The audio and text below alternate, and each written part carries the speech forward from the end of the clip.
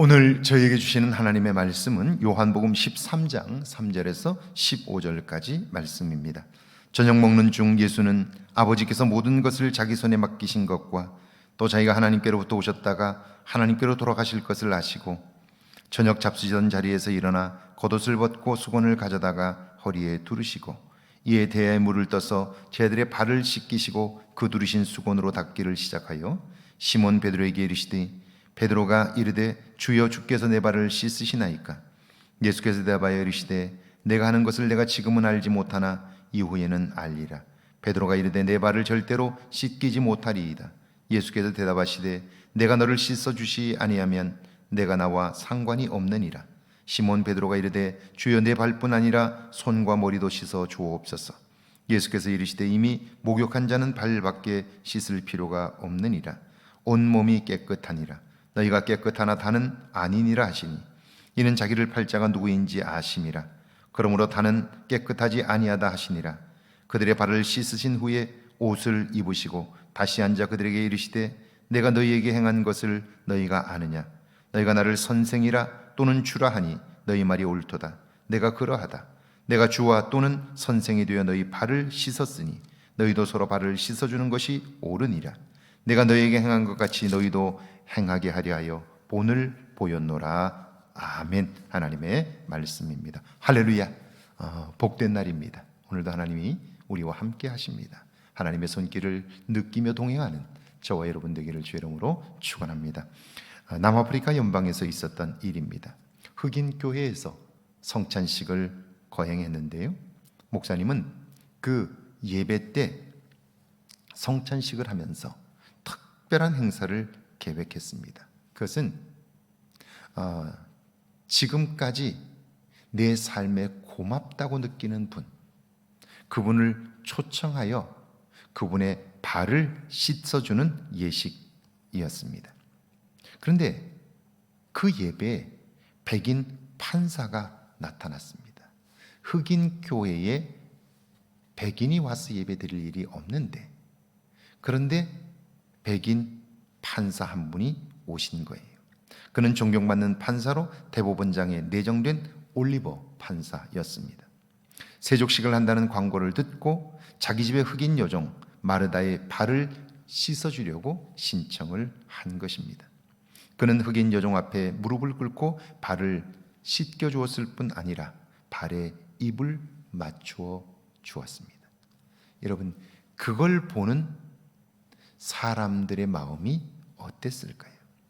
예수님은 제자들의 발을 씻기신 후에 너희도 서로 발을 씻어주는 것이 옳다라고 말씀하셨어요. 지금 예수님은 하나님께로 돌아가야 할 때가 임박했음을 알고 계셨어요. 그러니까 지금 예수님이 제자들의 발이나 씻길 그런 상황은 아닌 거죠. 그럼에도 불구하고 주님은 하나님께로 돌아가야 할 시간이 가까워질수록 점점 더 낮아지셨어요. 왜냐하면 겸손이 아니면 하나님의 일을 온전히 이룰 수 없기 때문이죠. 섬김이 하나님의 관심사를 이루는 일이라면 그것은 온전히 겸손함으로부터 시작될 수 있기 때문이죠. 예수님께서는 식사 자리에 일어나 겉옷을 벗고 수건을 가져다가 허리에 두르시고 대야에 물을 떠서 제자들의 발을 씻기시고 수건으로 닦아주셨어요. 원래 그 일은 종들이 하는 거죠. 그렇다면 예수님께서 제자들의 발을 씻기신 이유가 뭘까요? 내가 너희에게 행한 것 같이 너희도 행하게 하려 하여 본을 보였노라. 예수님께서 섬김의 본을 미리 보이심으로써 제자들이 예수님의 모습을 닮도록 하기 위함이지요. 예수님을 닮지 않고 예수님의 마음을 알 수는 없는 거예요. 봉사를 통해서 우리는 예수님의 마음을 조금씩 알게 되고 닮아갈 수 있게 되는 거죠. 예수님께서 베드로의 발을 씻으려 하자 그는 말합니다. 내 발을 절대로 씻기지 못합니다. 예수님께서 그때 그에게 대답하죠. 내가 너의 발을 씻기지 않는다면 너는 나와 상관이 없다 라고 말씀하셔요. 그러니까 베드로는 겸손하게 그렇게 이야기한 것 같지만 사실은 예수님을 높인다고 하는 일이었어요.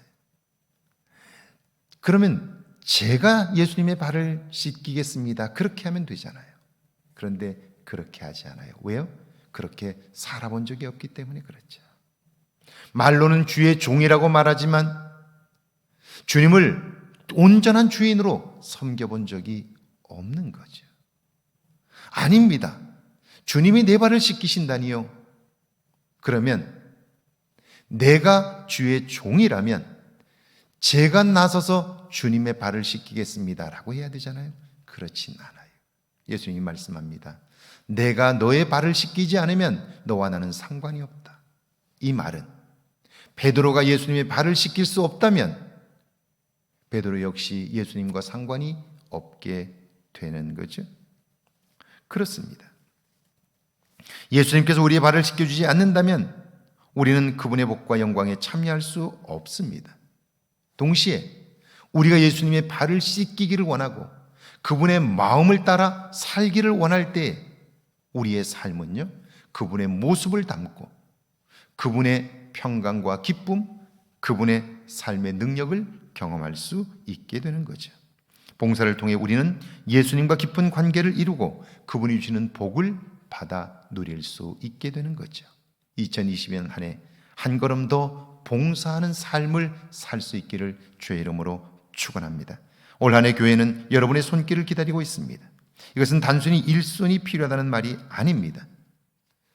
여러분이 교회를 사랑하며 구석구석에서 여러분의 역할을 감당하게 될 때 여러분은 그 봉사를 통해서 그리스도 예수의 마음을 담게 되고 배우게 되고 그 마음으로 살게 될 때 2020년 한 해는 새 날이 될 것이기 때문이죠. 이런 은혜가 저와 여러분에게 있기를 주의 이름으로 축원합니다. 함께 기도합니다. 하나님 아버지, 은혜와 사랑을 감사합니다.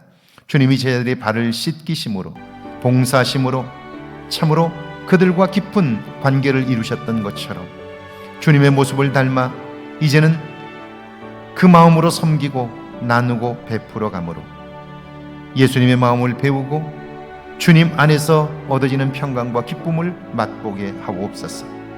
복 주시는 하나님을 경험하도록 축복하여 주옵소서.